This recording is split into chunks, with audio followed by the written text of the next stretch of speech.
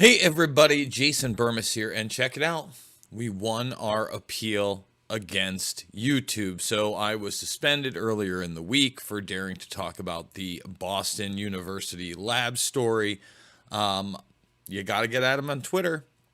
Did that, and somehow, some way, earlier today, I was able to get my channel back. But that just shows you that my channel is flagged in a way many are not, as that was being covered everywhere on the internet, as well as it should. Now, I have not seen this story covered everywhere, and I think it's really important. We're going to talk about some other things, but there was an interview with Ghislaine Maxwell, and when you read this interview, I want to make it extremely clear that the people that do the sorts of things that you and I can only imagine because they are so horrific to other human beings literally have no remorse. The only remorse they ever have is getting caught. And many of them are so sociopathic, okay, that they will never, ever, ever admit to doing anything wrong.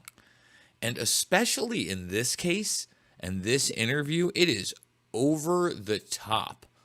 Ghislaine Maxwell, first of all, portrays herself as innocent, says that the photograph of Virginia Giuffre Roberts and Prince Andrew is fake, despite the fact that on this journey to the arrest of Epstein, that was not the only photograph that was provided by Roberts. We covered it years ago. Try finding those other photographs because they're around. They show them on vacation. Okay? It's a reality.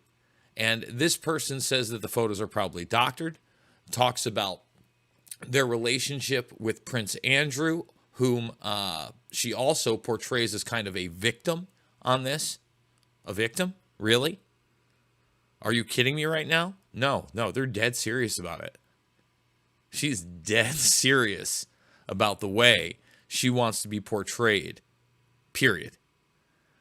Later in the article, Maxwell does discuss how the Epstein death was suspicious, but also talks about how she's doing everything she can to help in prison. She's helping people. A lot of people don't speak English. She's helping with that. So we have some other stories we're going to go over on top of it, but I think that this one's really important. So let's kick it off. All right. From Florida prison, where she is serving 20 years, sex trafficker Ghislaine Maxwell, 60, pays tribute to her dear friend Prince Andrew and breaks silence on whether she expects to hear from him again. Jail plots to kill her and claims the photo of Roberts and Andrew is fake. Now, one of the other things that is not in the headline is that she thanks Donald Trump. And I know that's going to upset a large part of my audience, that she portrays their relationship as more than amicable and basically says she was glad that he did that. That was one of the biggest failures of the administration. Think about that. So many people were talking about how the Trump administration was going to bring down these vast sex trafficking networks. And he had even alluded to Epstein. And then it happens, right? And boy, did that give the QAnon sense people a lot of momentum. It's happening. When in reality, you look at it, and it was really local police officers within the New York system that just had enough. It was too much. And they'd probably seen too much via what happened with Anthony Weiner and his laptop and the connections to Hillary Clinton. And they said, look, now is the time to strike. Trump not only could not keep him alive, but then when Ghislaine Maxwell was brought in, what happens? He wishes her well. He wishes her well. Meanwhile, when Alexander Acosta, who was part of the Trump administration, gets confronted on the fact he made the sweetheart deal, and it was suddenly being reported in the press, that sweetheart deal that Epstein got in the Miami Beach case, right, was because he was intelligence and it was above his pay grade. Acosta doesn't deny the allegations and then is forced to resign days later with Trump next to him. Huge failure on Trump's part. So let's read some of this. Let's go down the line here because it's pretty wild, but this is the mentality. You can't make this up. Her little black book was once crammed with the names of presidents, power brokers, movie stars, and royalty. But none was more important than Prince Andrew. Today, in an extraordinary interview, from behind prison walls, Ghislaine Maxwell speaks for the first time about her dear friend expressing heartfelt sadness at his own catastrophic fall from grace. Now, other headlines out there, and perhaps we'll do a video on this tomorrow, is the fact they're reporting more and more on the Lord Mountbatten royal family, let's just say, child abuse case. And we've talked about Lord Mountbatten being referred to as Lord Mountbottom and having a perversion for young boys, according to an FBI document. Okay? But then the royals are always the victims, right? Yes, I follow what's happening to him, Maxwell confirms. He is paying such a price for the association with Jeffrey Epstein. I care about him, and I feel so bad for him. Now, Maxwell also later kind of portrays the relationship with Epstein as that one relationship that women have that they totally and completely regret. Give me a break. I would encourage people, obviously, to go check out Whitney Webb's work and look at this family, and especially Robert Maxwell and his ties to intelligence agencies. I mean, this is just crazy. Let's see. I asked her about one of the most notorious photographs in the world, one which has haunted Prince Andrew. It shows the prince with his hand with the then 17-year-old Virginia Roberts around her waist, okay?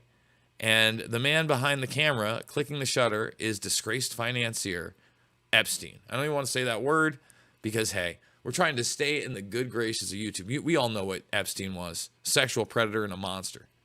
Period. But this was a network. Okay? Andrew has insisted the photo has in some way been doctored. No, it hasn't. No, it hasn't. And this is what kills me as you look at this. There's more than one photo. See, and that's how the more media wants to portray it. They just want to show you this one. There's a ton of photos from this trip.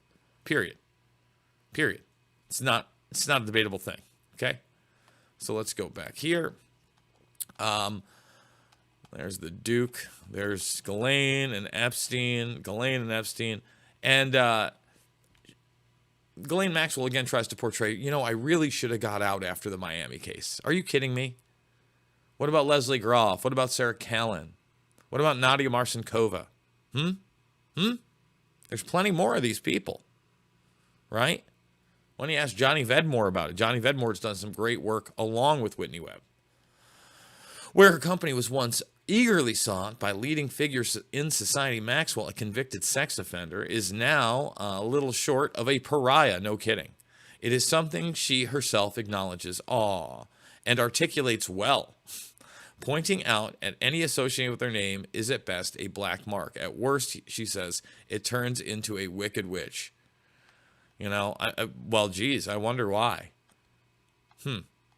But again, pimping ain't easy. Everybody wants to, let's talk about this.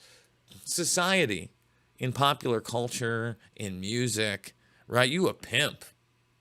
They portray it as a good thing, right? And they don't look at what the horrors of sex trafficking really are and how it leads to more disturbing and younger abuse and into the child arenas, and sometimes beyond just sex, beyond just physical abuse, into murder.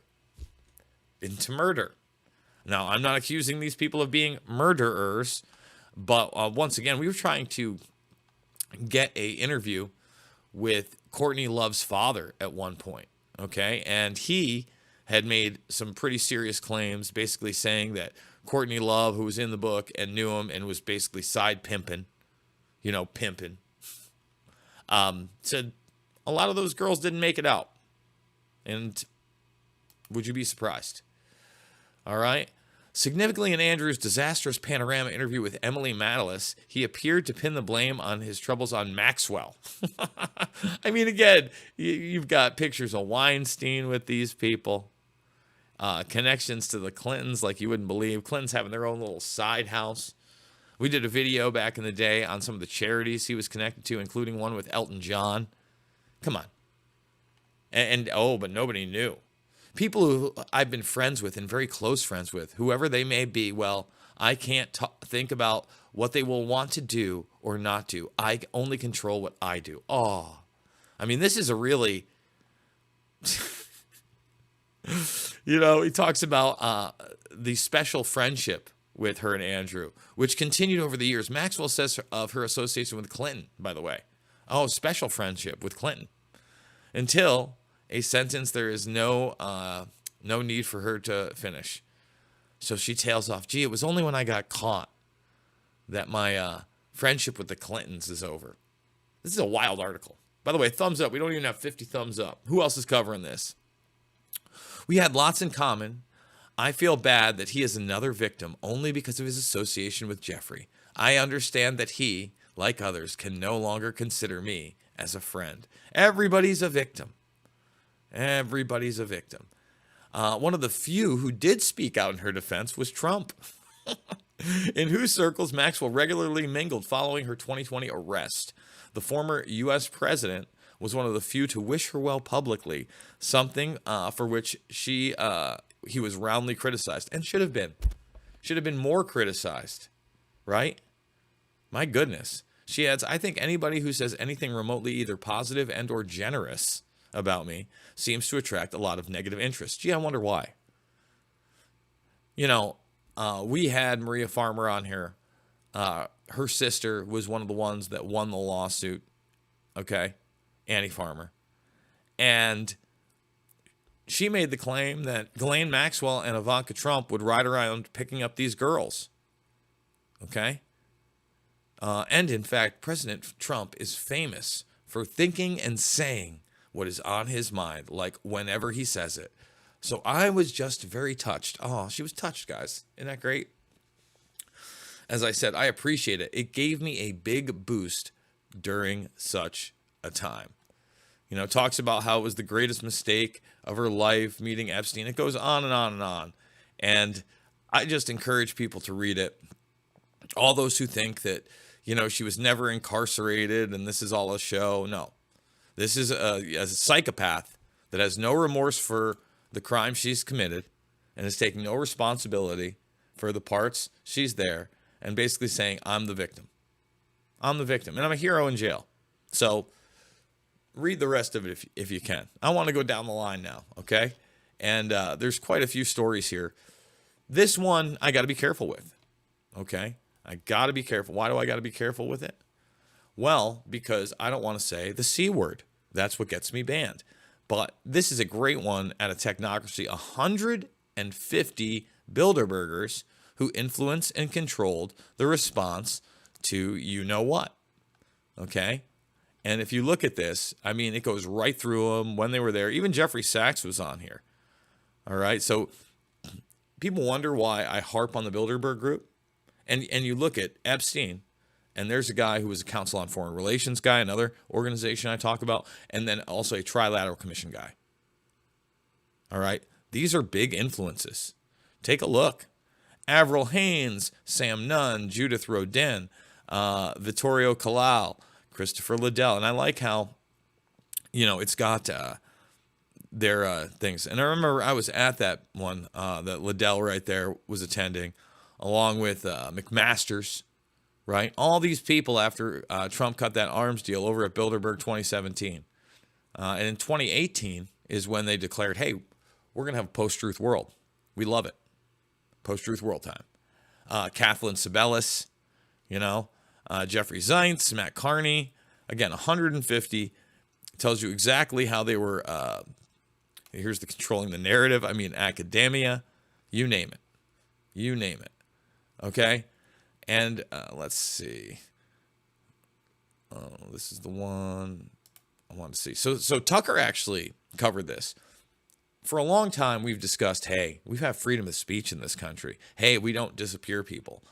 I'm not saying this guy has been disappeared, but this ABC national security producer and a guy who did this documentary that was controversial got a little FBI visit and all of a sudden disappeared. His name's James Gordon Meek. Maybe there's an explanation for it. Maybe there's not. I don't know. Wanted to, just briefly go over this because we're at that point where anything's on the table. And let's talk about, for instance, Michael Hastings back in the day. Michael Hastings investigating the National Security Agency. All of a sudden, he gets in a car accident and the car explodes. You had Richard Clarke allude to the idea that it could have been sabotage remotely with hacking. Something to consider. One more story, and then we're going to wrap up this late night broadcast on the road. Thumbs it up, subscribe, and share. I think we've actually got it down to a science. I did some modifications to my computer, added 8 gigs of RAM, made sure the operating system was on a nice SSD, and we're doing three across the table. Looks pretty smooth. Might be able to even do 4 from this laptop. But dang. I want to remind everybody, it's not just the Maxwells of the world and the Epsteins of the world, but some of these people are literally in your own school system, in your own education system. At least 269 K through 12 educators arrested on child sex crimes in first 9 months of this year. Monsters walk among us every single day. And this is yet another reason to be involved in your child's life, talking to them at length, finding out what they're learning, finding out who they're around. Because it doesn't have to be some kind of a large-scale case. We do see this sexualization of children agenda just taking hold. But we also know that these people have a history of trying to get into situations with kids, and one of those ways is through the education system. Folks, I'm Jason Bermas. You can help me out by buying me a coffee. The link is down below. $5, $10, $15, big donations. They mean the world to me. You can also do the Rockfin, or tomorrow, actually, I'm sorry, Friday, kind of tomorrow, since it's Thursday already, just early morning in most places. We're going to have our Red Voice Media exclusive that I just wrapped up with Thomas Renz. For $1, you can try that. redvoicemedia.net /Jason. That's how you sign up and support me as well. Guys, I love you. Not a left or right issue when we're talking about these vast networks that not only are abusing children, but compromising individuals across the board in influential positions. One Nation Under Blackmail. Whitney Webb. Go check it out. I'll see you guys on the flip side.